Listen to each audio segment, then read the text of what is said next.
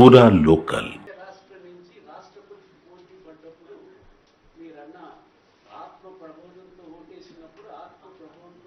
వివి గిరి గారు గెలిచిండ్రు.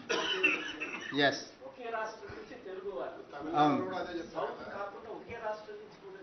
అవును కరెక్ట్. అందుకే ఒక ప్రత్యేకమైన సందర్భం ఇది.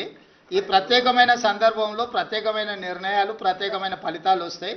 మీ అందరు కూడా మద్దతు ఇవ్వాలి అనేది, వివాదాలకు అతీతంగా మీ అందరు మద్దతు ఇవ్వాలి.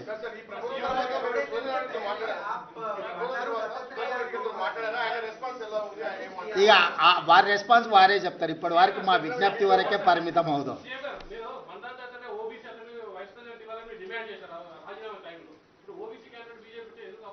శ్రీకాంత్, ఇప్పుడు మీరు నేను చెప్పింది విననట్టు ఉన్నారు.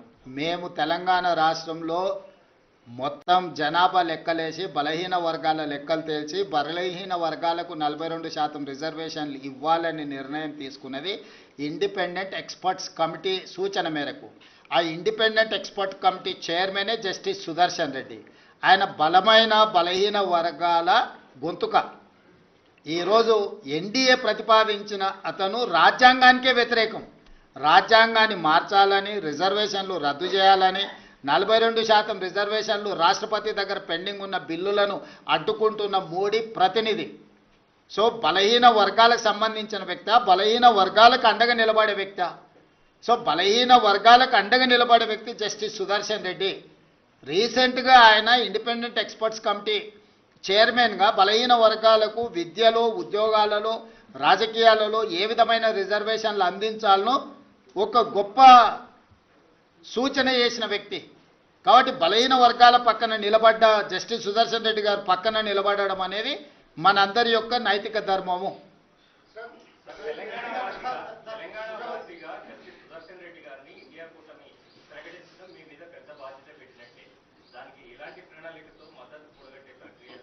ఇగో ఇదే ప్రణాళిక. అందరు ఇంతమందిని కూడగట్టి ఈరోజు మీ అందరి దగ్గరకు వచ్చి మొదటి మిమ్మల్ని విజ్ఞప్తి అప్పీల్ చేయడం ద్వారా ఈరోజు మొదటి అడుగు ముందుకు వేసినాం. అందుకే ఒక్క నిమిషం కూడా ఆలోచన చేయలే, ఎంబడే నిర్ణయం తీసుకొని ముందుకు వచ్చేసినాం.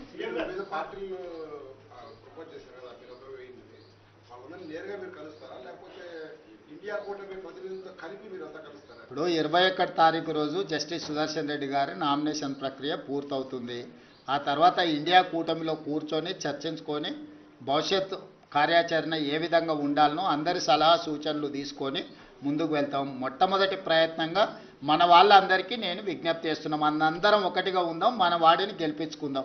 సింపుల్. దీంట్లో ఇంకా వేరే శశపిశలకు తావులేదు. ఎన్టీ రామారావు గారిని ఆదర్శంగా తీసుకొని ఆనాడు పివి నరసింహారావు గారి దేశ ప్రధానమంత్రిగా ఉన్నప్పుడు ఉప ఎన్నికలలో నంద్యాలలో ఎన్టీ రామారావు గారు ఒక స్ఫూర్తిని, రాజకీయ స్ఫూర్తిని, విజ్ఞతను ప్రదర్శించి పివి నరసింహారావు గారిని గెలిపించారు.